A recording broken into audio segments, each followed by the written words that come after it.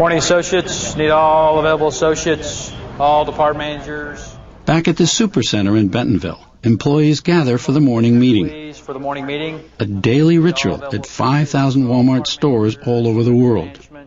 It's part of the Walmart culture. Morning, everybody! Good morning, Matt! Everybody doing all right? Okay, let's talk about sales. Hey, we had a pretty good day yesterday. We were up 6.5%. Meat was up 19.2% yesterday. Great job in our meat. It's a pep rally around Sam Walton's low-cost, low-price formula for success. Way to go! Who else got an item?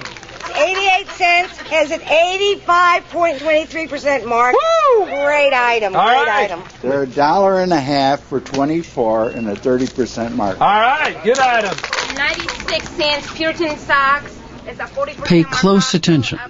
What they're talking about is how Walmart pulls in millions of shoppers by touting what it calls the opening price point. Awesome. And then we have Simply Basic socks for your $1 a buck with 94 cents. Awesome. We sell, in all the colors, we sell about 60 pairs a week. Okay. Opening price points are the rock-bottom prices that Walmart showcases in special displays. The $9.14 saucepan. Trick-or-treat jack-o'-lanterns for 78 cents. The opening price point is clearly a foundation of who we are and how we interact with our customers. We feel that they need to have the best product, the best value, at the best price we can achieve. It's the heart of Walmart's pricing strategy. Walmart puts tremendous amount of planning, organization, and thinking into what their opening price points are going to be based on last year's sales, based on customer requests. Every line of goods has an opening price point, the cheapest item in the line. For example, this $29.87 microwave oven. It's a good price, but it's also the bait to lure customers to that department. Just to get you in, you look at that and you think, wow, what a great price. Then they got you, because you walk about 10 more feet and you see the item you really want in that same category. Then you buy that item, but it's not going to be probably the lowest price in town. So are you saying that the opening price is the lowest price and actually will beat the competition, but maybe other items in the same category aren't necessarily the lowest price? Oh, absolutely not. Once you walk past that opening price point, they got you. Because you've already formed the perception that everything in that department is the lowest price in town. And maybe it's not. No, it's not. No, I can tell you it's not. I can tell you from experience, it's not. Back in the 1950s, Sam Walton dreamed up the idea of an eye-popping opening price point. Sam had an old Ford pickup truck, and he'd go down the road and buy ladies' panties and sell them at a ridiculously low price, 10 for a buck or something like that. And it worked. Sam got a jump on bigger rivals by targeting territory they ignored, building his early stores near small towns in the South. One thing you have to think about in history about us is that we're a company that hasn't been that long ago that we were a regional player. What we found is we had to compete with, as a regional player, those that were national players. How do we do that? We had to go overseas to find products in some cases. In the 70s and 80s, Sam Walton would travel overseas looking for goods that would sell in our stores. Despite Walmart's much publicized Buy American campaign in the late 80s, low-cost imports from Asia became a vital component of Walmart's low opening price point strategy. They were more single-minded in terms of global cost-cutting and internal efficiency than any other U.S. retailer. And that helps us understand how and why they were able to pass companies like Kmart and Sears that were the early leaders in U.S. retailing and offshore sourcing. There was a lot of talk about those companies being asleep at the wheel, being fat, dumb, and happy, and we didn't want to be fat, dumb, and happy. We wanted to be aggressive. And they were aggressive. From 38 stores in 1970, Walmart grew to 276 in 1980 and mushroomed to 1,500 in 1990. In 1991, it overtook its long-established rivals to become the nation's biggest retailer. Then, surprisingly, Walmart began having trouble.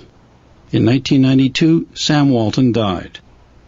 And a year later, with the economy slow and sales sluggish, Walmart's stock price slumped badly. Walmart got very nervous.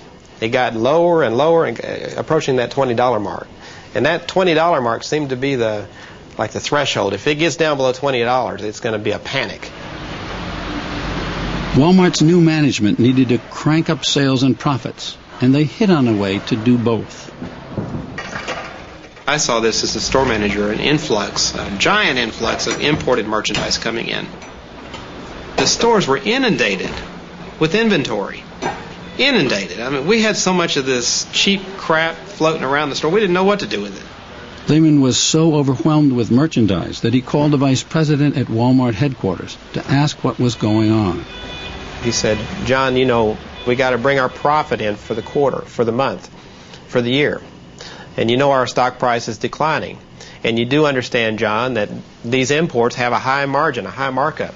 And they're going to help your profit and loss statement. They're going to help the company's profit and loss statement. The impact was dramatic and immediate. The margins on the merchandise that were coming in from the Walmart import items were incredible. Yeah, what? 60, 70, 80%, you know, incredible. Compared with what from American-made items? Well, compare that to an electric razor that you might be making 20% on, or 18% on, or 22%. So you're saying that Walmart is making much bigger profits on these items that are made in China or these low-wage countries. Is that right? That's absolutely right. By the late 90s, Walmart was dependent on low-cost Asian imports, and it began pushing its American suppliers to follow Walmart to Asia. Their message to us, surprisingly, is there's a broad market out there. If you want to focus on the lowest cost part of the market, it's obvious that you can't do that in the United States. So if you want to play in that 25% of the Walmart market, you got to be in a very low cost place. China or someplace like China. That's correct. But China, practically speaking, is it. And a number of the suppliers have told us that they have felt real strong, particularly opening price point pressure from Walmart that has effectively forced them to make decisions to move overseas, specifically to China. I don't know that that is a common practice. I don't know.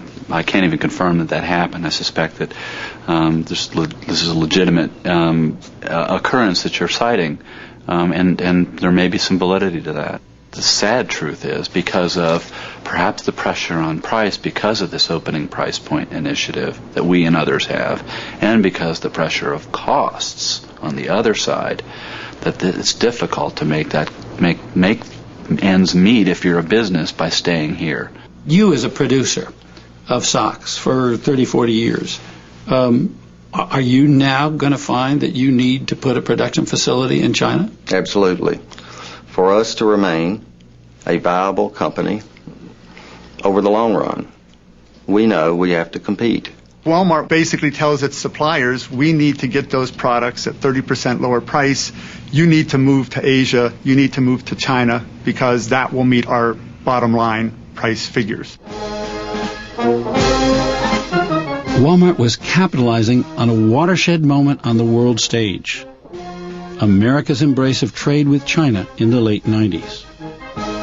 With corporate America hailing China as the new economic frontier, President Clinton signed a permanent trade agreement with the Chinese. Our administration has negotiated an agreement which will open China's markets to American products made on American soil. Everything from corn to chemicals to computers.